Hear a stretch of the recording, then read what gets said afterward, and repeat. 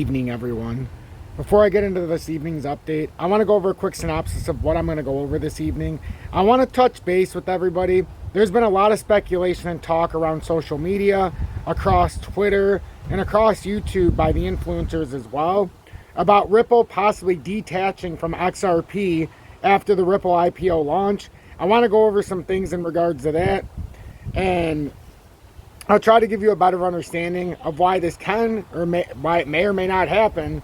I'm going to let you make a educated decision, but I'm going to go over some facts about it, and then we'll get into the technical analysis on XRP briefly after we get done with it. Make sure you hit the like button if you appreciate this update, or if you just appreciate the work overall, as it will help push us through the analytics and we will have more people within this community. I'm going to skip the intro and we're going to go right in to the information. Good evening. 8:04 p.m. Eastern Standard Time on this Saturday, October 14th, 2023. I'm XRP Future Millionaire, and I reside in the great state of Michigan. So I have Julie's mom and brother over because it's her mom's birthday on Monday. So I wanted to come out here, though, and do my due diligence here. So I've heard this talk a lot. So Ripple could delegate xBorder to a subsidiary after IPO, making XRP autonomous.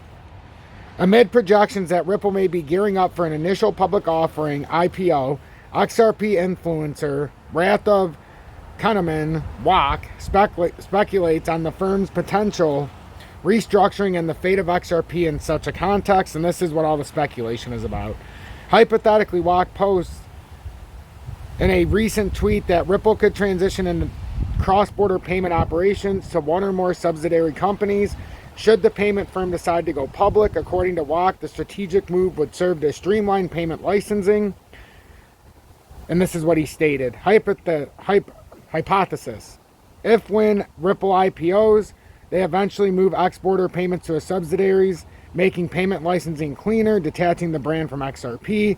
Someone as the main co-markets for crypto infra. It'd be a change from the old claims of Ripple as a payment. And then it's going to say company probably, but let's finish reading this. So Ripple, that's all of that. So let's continue with this. Notably, a sentiment stems from a belief that Ripple could easily expand into a new markets with partner firms, simplifying regulatory approvals. Moreover, Wok theorized that Ripple moving cross-border payments to subsidiaries post-IPO would simultaneously create a degree of separation between its brand and XRP. Furthermore, the prominent influencer contended that the shift would represent a notable departure from Ripple's historical positioning as a payments company, and Wok's view such a transformation may pave the way for XRP to function as an autonomous entity, focusing exclusively on developing its payment services. Additionally, Wok raised the prospect of locating the subsidiary company outside the United States. He believes such an initiative potentially takes advantage of tax benefits that result from an international registration.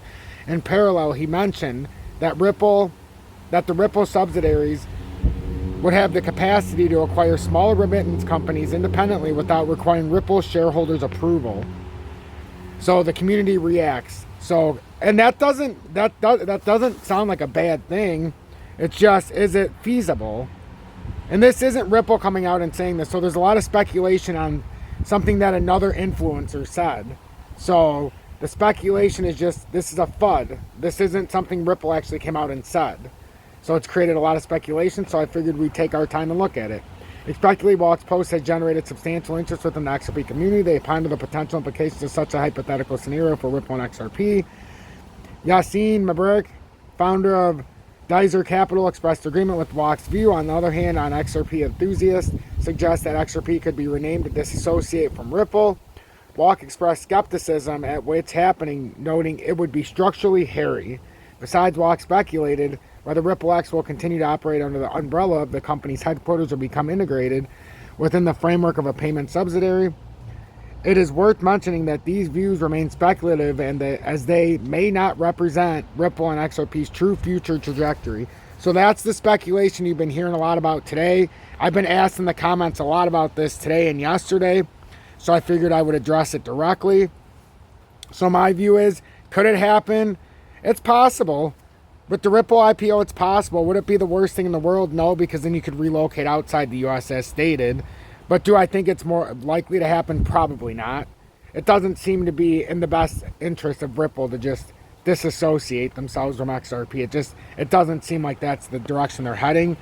But at the same time, you know, you got to keep an open mind just to see. So if Ripple says anything, I'll keep us on top of it. But as of right now, that's just hearsay and speculation. So hopefully that helps clear the air a little bit. And then with the XRP, since I have your attention, at 4865, pretty flat on the day. Still looks like it's building through a bear flag.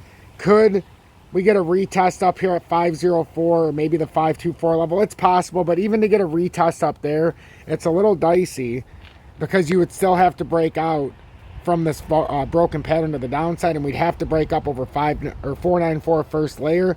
And then ultimately, as you've seen, we've got this 504, but ultimately we need to get back above 524 to start to invalidate this narrative and then ultimately push past 54 cents and out. Otherwise, we're going to continue this projection and we'll find ourselves in a matter of time in the daily time frame. As this death cross is nowhere near finishing, we should find ourselves down around that 415 level first layer. And then ultimately, if we break that, we should find ourselves down at the 2020 uptrend at about 35.5 cents, assuming this plays true. I'm XRP Future Millionaire. If you got anything out of this, please hit that like button. If you appreciate my work, hit that subscribe button. If you're looking to trade XRP, look in the video description below. MEXC for worldwide users. If you're in the USA, FEMX. Both you can futures trade. Very low spot fees on both.